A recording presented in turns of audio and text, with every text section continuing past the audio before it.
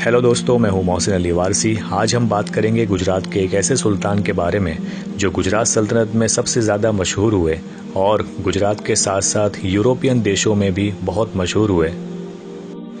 दोस्तों, मैं बात कर रहा हूं सुल्तान महमूद शाह बेगड़ा की। सुल्तान महमूद शाह बेगड़ा की पैदाइश 20 रमज़ान हिजरी सन 849 को हुई।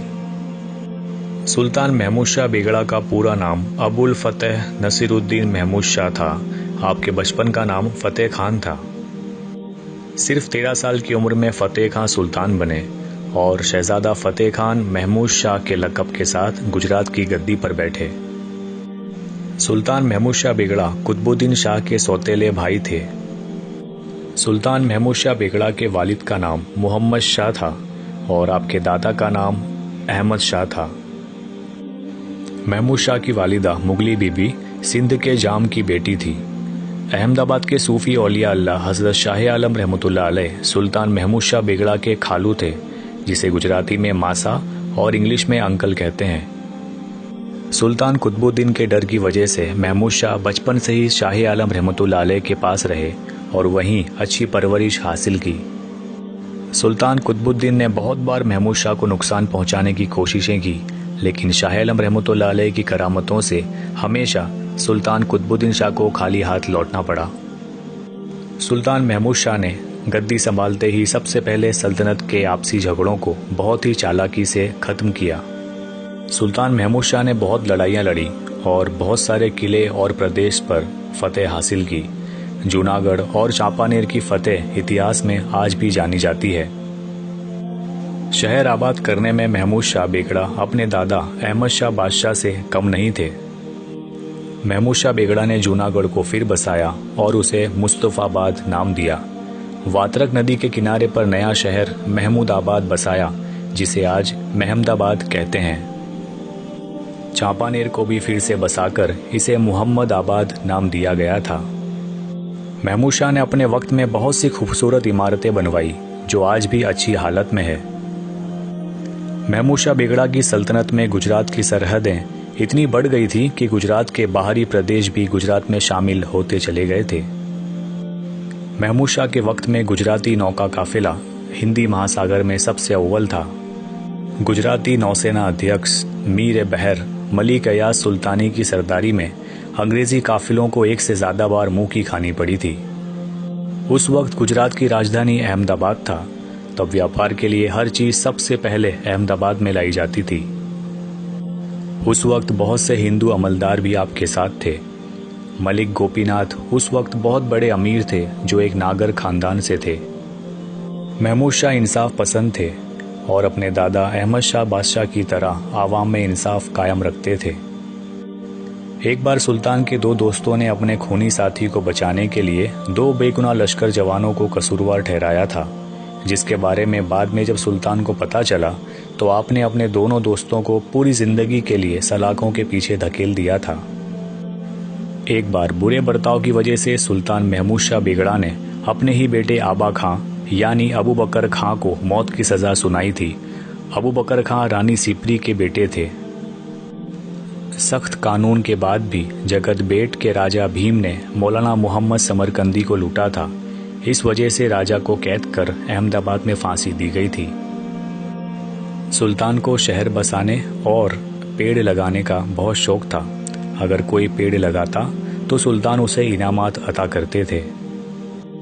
अगर कोई उजड़ा और वीरान घर देखते तो खुद उसकी तहकीक करवाते और फिर से बसाने में मदद करते थे।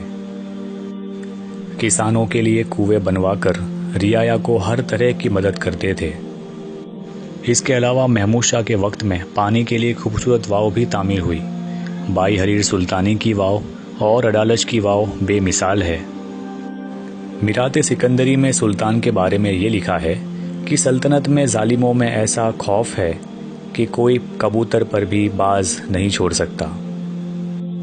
मिरात सिकंदरी में लिखा है कि सुल्तान के वक्त में बहुत ही खुशहाली हुई।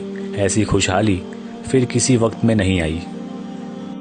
सुल्तान महमूद शाह बेगड़ा की निजी जिंदगी बहुत रहस्यों से भरी है।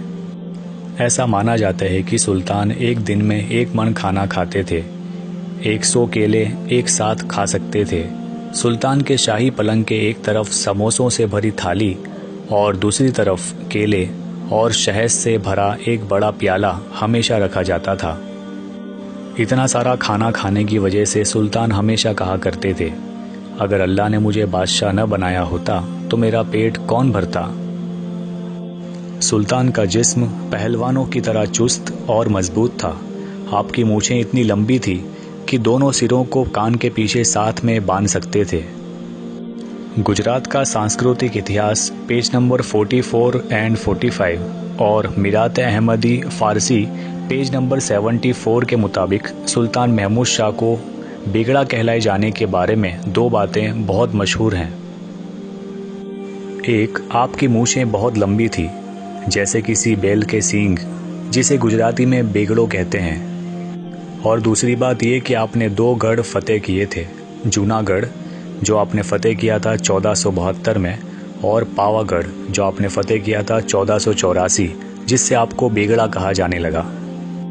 यूरोपियन मुसाफिर वर्थेमा और बारबोसा सुल्तान के बारे में लिखते हैं कि सुल्तान को रोज़ बचपन से ही उनकी अम्मी की तरफ से जहर दिया जाता था, इसलिए उनका जिस्म जहरीला बन गया था। बारबोसा आगे लिखते हैं कि बचपन से ही सुल्तान को थोड़ा थोड़ा जहर लेने की आदत थी, इसलिए उनका जिस्म जहर से भर गया था, जिस वजह से अगर मक्खी भी जिस्म पर बैठती तो मर जाया करती थी। ये बात भी सही हो सकती है कि सुल्तान कुतुबुद्दीन के पंजों से बचे रहने के लिए बचपन से ही ये मौकुल रखा गया हो। यही वजह से सुल्तान बेगड़ा यूरोप में बहुत मशहूर थे। सुल्तान महमूद शाह बेगड़ा को मुग़ल शहनशाह अकबर की हर तरह की तालीम हासिल करने का शौक़ था। फ़ारसी महान गुरुओं की संगत में रहकर हर मज़मून को समझने की उनमें क़ुव्वत थी। सिकंदरी में लिखा है कि इब्ने अशरफ को किताब मुकम्मल करने में सुल्तान ने बहुत मदद की थी। सुल्तान महमूद शाह के उस्ताद शेख सिराजुद्दीन शाह आलम रहमतुल्लाह अलैह थे। सुल्तान महमूद शाह ने सरखेज रोज़ा, शाह आलम रोज़ा, दरिया खान का गुम्बट, रसूलाबाद, वटवा, चांपानेर, धौलका और भी बहुत जगह पर छोटी बड़ी शाही इमारतें बनवाईं। अहमदाबाद में रानी रूपमती की मस्जिद जो मिर्ज़ापुर में है, सैयद उस्मान की मस्जिद जो उस्मानपुरा में है, मुहाफिज़ खान की मस्जिद जो घी कांटा में है और रेलवे स्टेशन के पास शाही मीनारा, ये सारी इमारतों में खूबसूरत नक्काशी की गई है। महमूद शाह बेगड़ा के वक्त में सल्तनत को आवाम से आबाद करने में शाह आलम रहमतुल्लाह अलैह, मलिक दावर, मलिक अयाज़, मलिक सारंग, दरिया खान, मलिक गोपी, मलिक अलीम, मलिक कालू, मलिक इसन, ताज खान सलार और काफ़ी नामी गिरामी हस्तियों ने बहुत मेहनत की थी। इस वजह से सुल्तान महमूद बेगड़ा ने सबकी याद में अहमदाबाद और दूसरे इलाकों में परा यानी मोहल्ले बसाए। जैसे अहमदाबाद ने मलिक अलीम के नाम से अलीमपुर, मलिक कालू के नाम से कालूपुर, मलिक इसन के नाम से इसनपुर, ताज खान सलर के नाम से ताजपुर, अमीर रामाराया के नाम से रायपुर और रायखड़, दरिया खान के नाम से दरियापुर, मलिक सारंग के नाम से सारंगपुर इलाके को बसाया। सूरत में मलिक गोपीनाथ के नाम से गोपीपुर और गोपी तालाब बनवाया गया। ये सब हस्तियों में शाह आलम रहमतुल्लाह अलैह और मलिक गोपी का रुतबा सबसे बुलंद था। तो इस तरह इन सब अजीम हस्तियों का साथ पाकर सुल्तान महमूद शाह बेगड़ा की सल्तनत बढ़ती गई। आपने शहर के बड़े अमीरों की आपसी लड़ाइयाँ ख़त्म करवाई। सल्तनत कानून में तब्दीली से सल्तनत में अमन कायम हुआ और आबादी बढ़ती गई।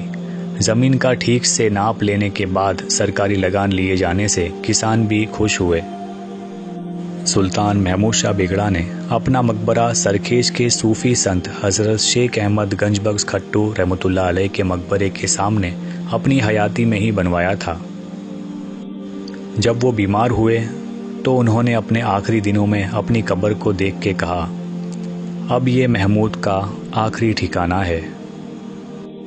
सन 1511 नवंबर महीने की 26 तारीख को सुल्तान महमूद शाह इस दुनिया से रुखसत हुए। तबकात अकबरी में लिखा है कि आपकी वफ़ात के बाद आपको खुदाया गाने हलीम का इल्काब दिया गया था। सुल्तान महमूद शाह बेगड़ा ने गुजरात को एक मजबूत और शानदार राज्य बनाया था। आप बहुत ही नरम दिल, दयालु, बेखौफ और सिर्फ अल्लाह से डरने वाले इंसान थे। आज भी सरखेज में आपका मकबरा है जहां आप आराम फरमा हैं।